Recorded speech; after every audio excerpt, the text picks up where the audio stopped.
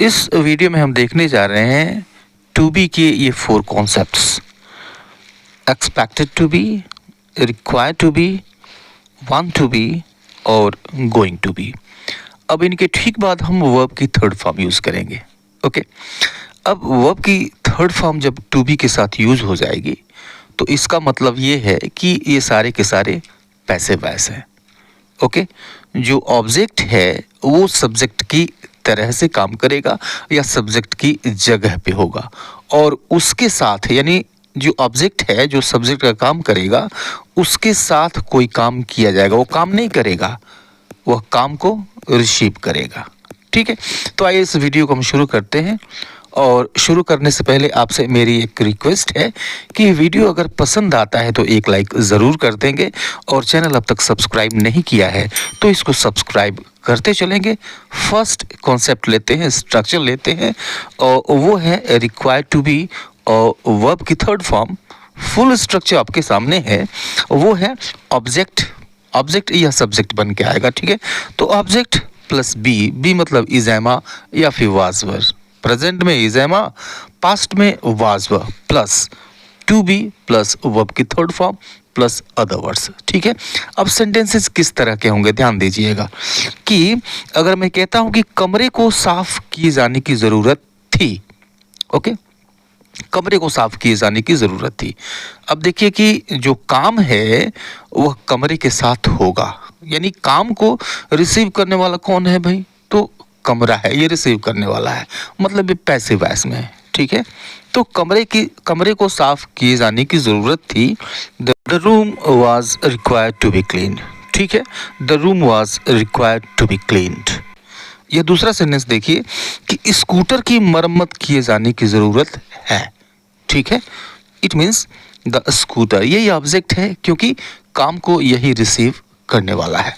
तो the scooter is required to be repaired, the scooter is required to be repaired.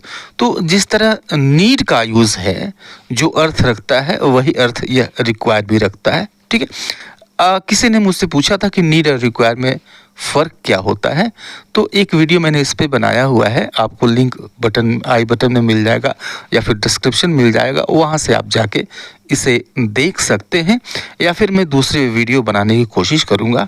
आइए अगले structure की तरफ चलते हैं। अगला जो कॉन्सेप्ट है वो है एक्सपेक्टेड टू बी और वर्ब की थर्ड फॉर्म। जो फुल स्ट्रक्चर होता है वो आपके सामने है। फुल स्ट्रक्चर है ऑब्जेक्ट प्लस बी, अब बी मतलब इज़ेमा या फिर was were according to the tense. ठीक है, प्लस एक्सपेक्टेड टू बी और वर्ब की थर्ड फॉर्म। उसके बाद से हम अदर वर्ड्स जो आएंगे वो यूज़ करेंगे। एग्जाम्पल देखिए कि इस काम को कल ख़त्म किए जाने की उम्मीद की जाती है। ठीक है, तो उम्मीद की जाती है या फिर उम्मीद है, ऐसे हो सकता है। ठीक है, आप भाव को समझिएगा। तो हिंदी के जो सेंटेंसेस उसमें थोड़ा सा हेर फेर हो सकता है, लेकिन भाव सेम होने चाहिए, भाव एक जैसा होना चाहिए। इस काम को कल ख़त्म किए जाने की उम्मीद है, उम्मीद की जाती है। इट मीन्स ऑब्जेक्ट क्या है, रिसीव कौन करेगा? जो ख़त्म किया जाएगा। क्या ख़त्म किया जाएगा भाई? तो यह काम, यही ना रिसीव कर रहा है इस काम को। तो दिस वर्क, ठीक है, is expected to be finished by tomorrow. कल तक इस काम को ख़त्म किए जाने की उम्मीद की जाती है या फिर उम्मीद है। यह दूसरा सेंटेंस देखिए कि लक्ष्य को अगले महीने तक कर लिए जाने की उम्मीद की जाती है या फिर उम्मीद है, ऐसे हो सकता है। ठीक है, तो अब देखिए प्राप्त क्या किया जाएगा? तो लक्ष्य, ये ऑब्जेक्ट है क्योंकि यही रिसीव करेगा, सब्जेक्ट बना के रखते हैं इसको।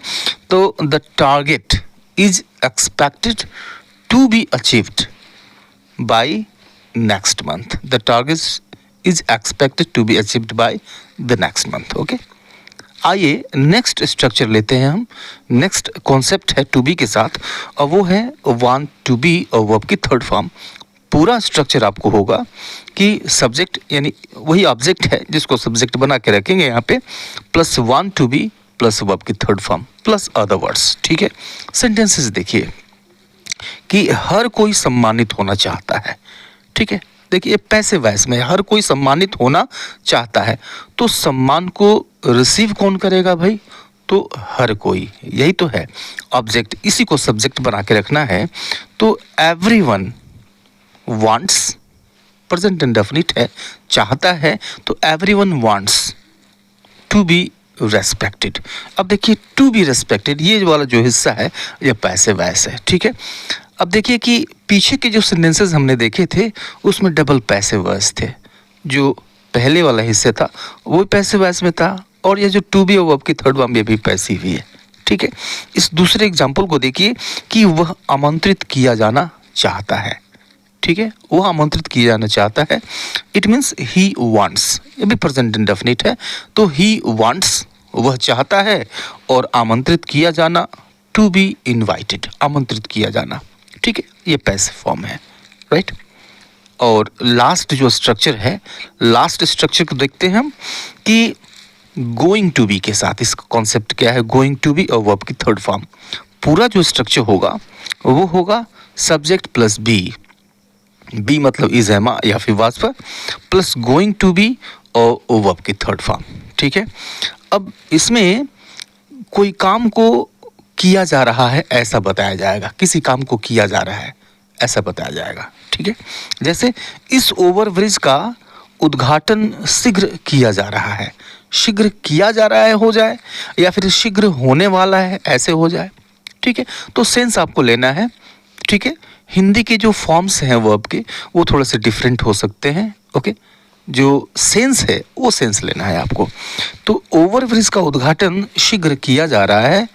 अब उद्घाटन किया जा रहा है, किस चीज़ का उद्घाटन होगा भाई, ये उद्घाटन का काम इसको रिसीव कौन करेगा, तो simply the overbridge is going to be inaugurated soon, the overbridge is going to be inaugurated soon, ठीक है।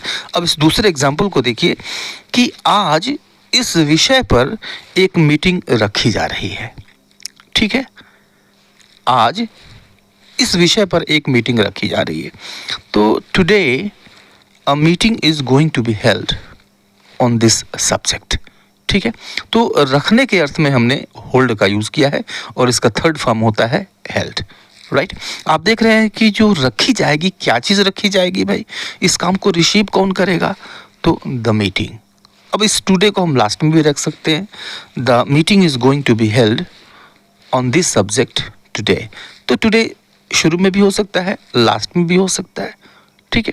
तो उम्मीद है कि ये सारे कॉन्सेप्ट्स आपको समझ में आए होंगे। ये काफ़ी उपयोगी भी हैं, यूज़फुल हैं, एवरीडे इंग्लिश में काफ़ी यूज़ किए जाते हैं, आप भी यूज़ करें। मिलते हैं नेक्स्ट वीडियो में, तब तक के लिए good bye and take care.